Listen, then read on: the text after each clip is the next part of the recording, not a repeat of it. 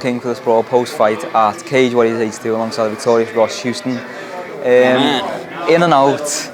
In and out. didn't get touched. Did you expect that? I didn't expect that, you know. Yeah. Like I say, massive respect for Dylan. I'd watched his fights. He's a killer, you know. He wasn't undefeated for no reason. Yeah. So I knew he was going to come in well prepped. But you know yourself, that's MMA. Yeah. One mistake, bit of bad neck posture, and it's either me or him. And tonight it was him. So that's how it is. That's how it is.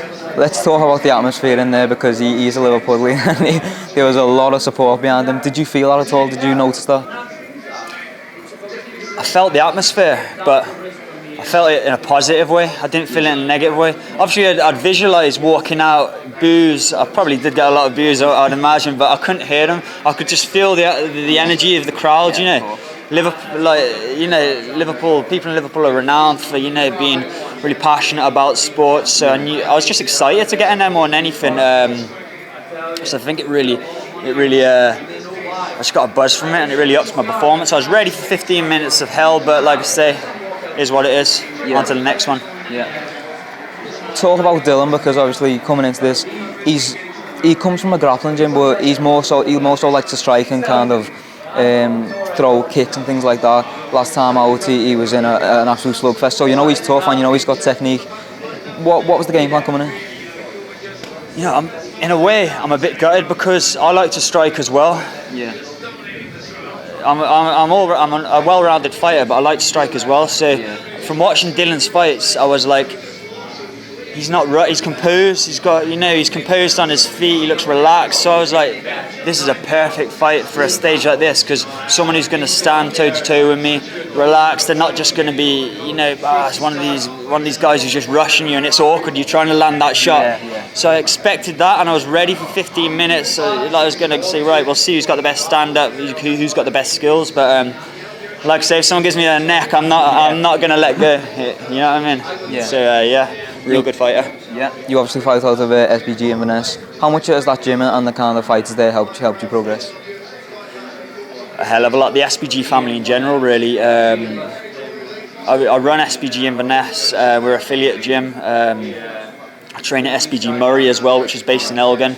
So between them two gyms, when I'm up in Scotland, there's a lot of killers in the ranks. I train with another professional, Aidan Stephen, who's an up-and-coming killer at 66. Yeah. He needs a stage like this to showcase his skills. But I also quite regularly get down to SBG Manchester, and the calibre of fighters there, underneath Carl Tan as well. I train with Matt Inman, Stapes, Soul, Alex Enland, James Duckett, who's a killer. Yeah, of course.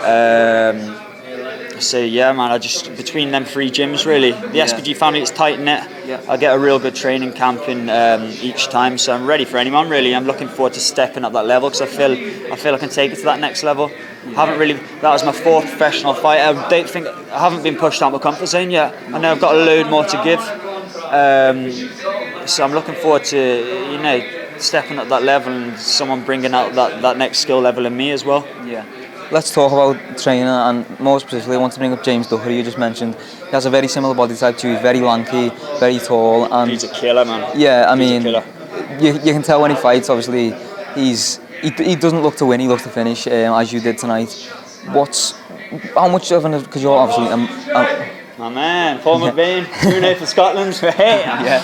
As you said yesterday out of the weigh-ins, I'll bring that up in a minute, but that body type that you have, you're very tall for the weight, and you're very slim, and you use your reach very well. How does that benefit you?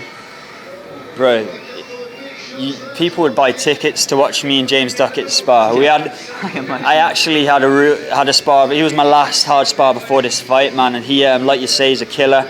He's tall, athletic, stand-up's crisp, on point. And that boy can scramble. I think one of my key strengths is scrambling. I hit the ground, bam, I'm back to my feet. And that boy can scramble, man. So it's hard work sparring with Duckett, but really beneficial, because I know there's not many people who are going to bring that intensity in the welterweight division. Yeah. So real good. Yeah, of course.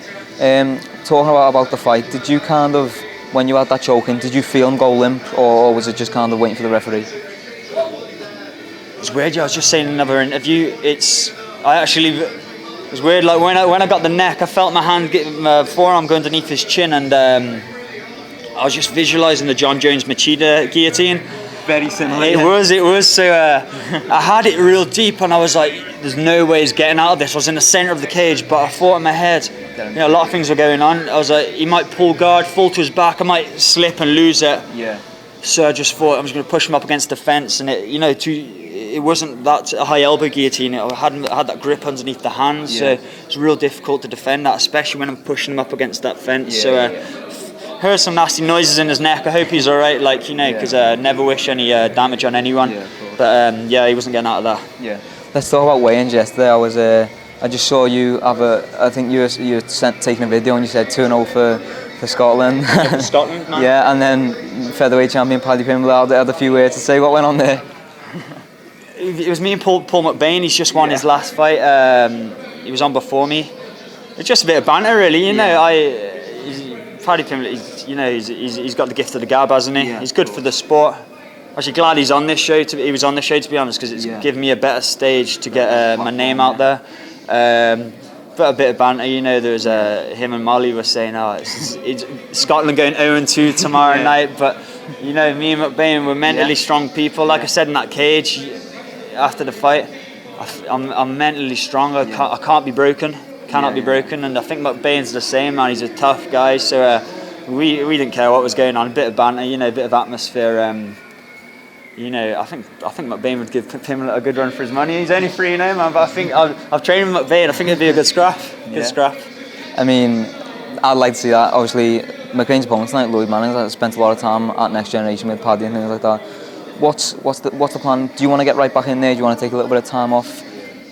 I want to get back in there. Any shows in line? Any dates?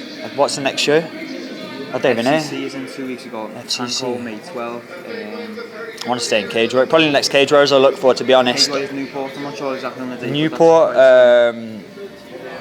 Newport, Aaron Khalid. I got given his name by my manager. Yeah. He's put a call out. Actually, I'm not really bothered if I called him out or anything. Anyway, but my manager James Green says it could be a possibility if I got this win tonight that he'd been told by Ian Dean that Aaron Khalid could be a possible fight.